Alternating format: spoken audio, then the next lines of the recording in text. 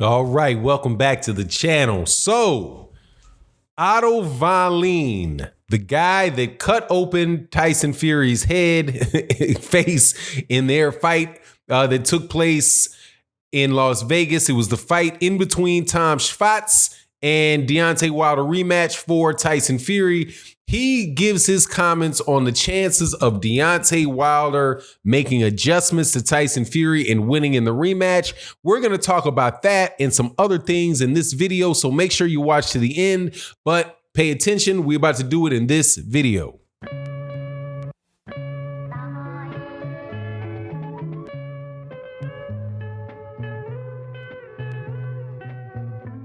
All right, welcome back.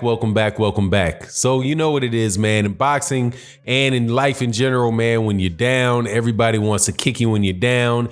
When you're winning, you're the greatest thing ever. When you lose, there's no hope for you. So, you get a good amount of that swirling around Deontay Wilder right now, who lost to Tyson Fury via 7th round TKO in his fight, in his rematch that took place in February. Now, there's been a lot of people having conversations, and it's a reasonable thing. There's not a lot going on in boxing right now, so you're left really talking about and dealing with what the things that you have. The last big fight that we had was Deontay Wilder, Tyson Fury. And it was a huge fight. So there's still a lot of conversation and speculation going on. So one of the obvious question is, when there's this rematch, because there will be a rematch, Deontay Wilder had a rematch clause because he was the champion. He exercised his rematch clause. He intends to go right back in there and fight Tyson Fury again.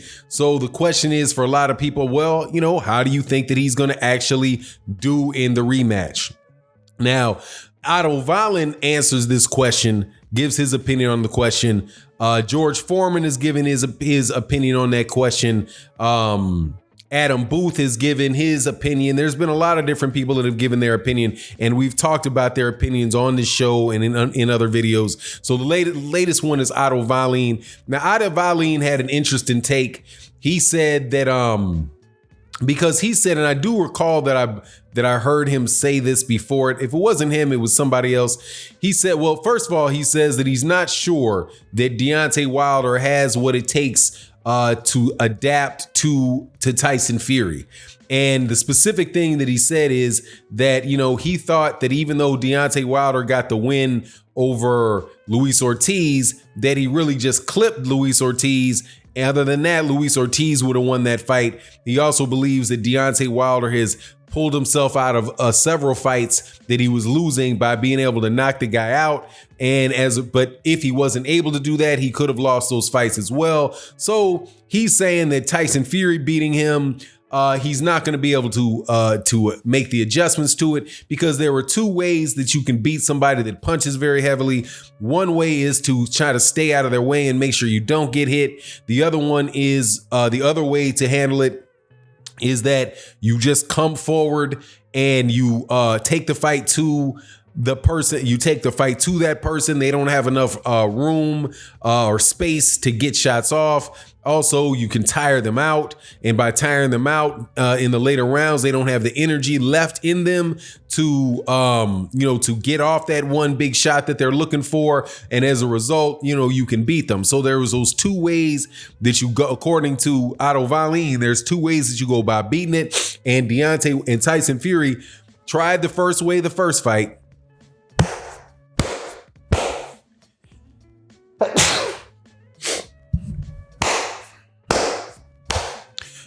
But then in the second fight, he tried it the second way. And the second way was more successful for him. He took it to Deontay Wilder. And so, the rest is history. I don't think, though, that he is taking something into consideration. And here's where my difference, where I have a difference of opinion with Otto Wallin. Even though I understand where Otto Wallin's coming from, I don't think that that's an unreasonable assertion.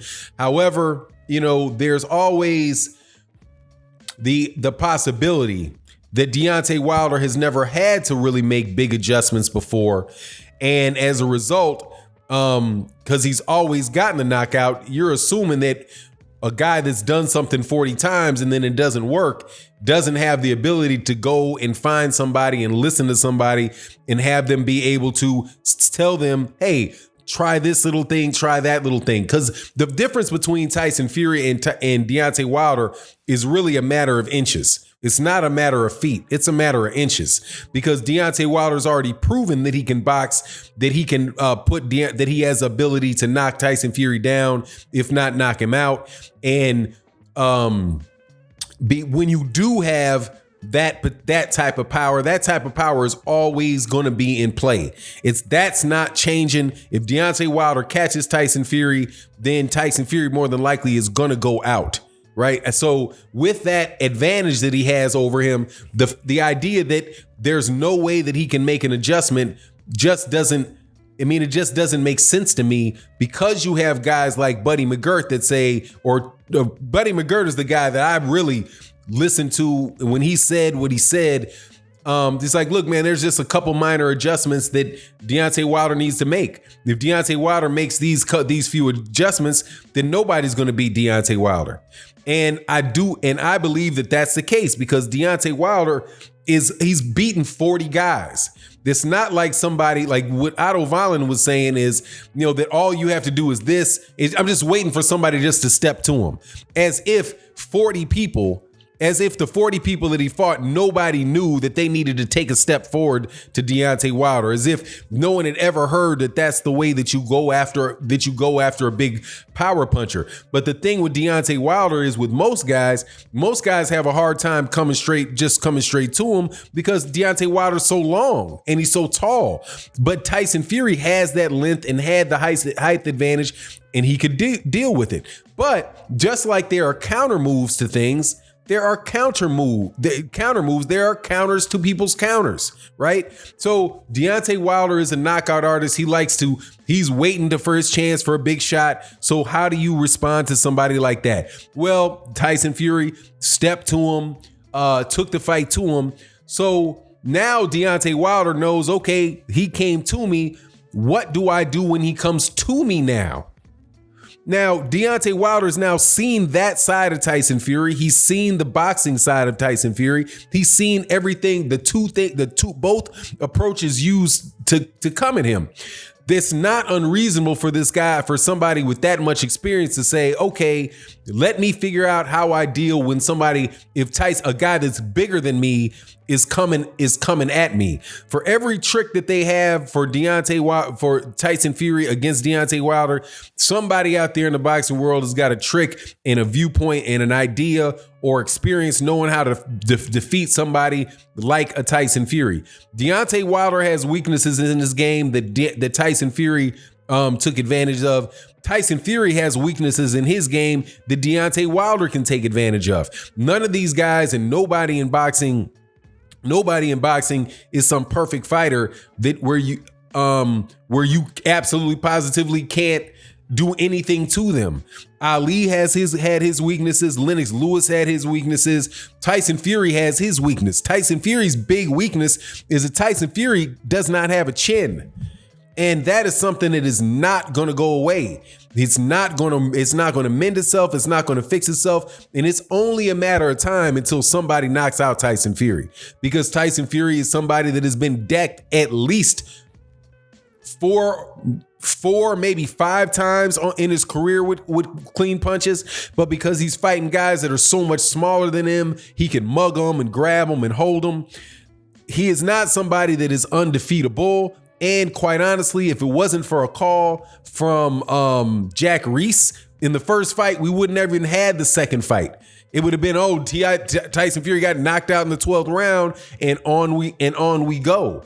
And that type of thing can repeat itself, especially if Deontay Wilder can do something to frustrate Tyson Fury. But, easier said than done, without a doubt. I absolutely positively do respect the opinion of Otto Wallin in this particular case. Deontay Wilder, it's going to be a tough thing for Deontay Wilder to come back and beat Tyson Fury in that rematch.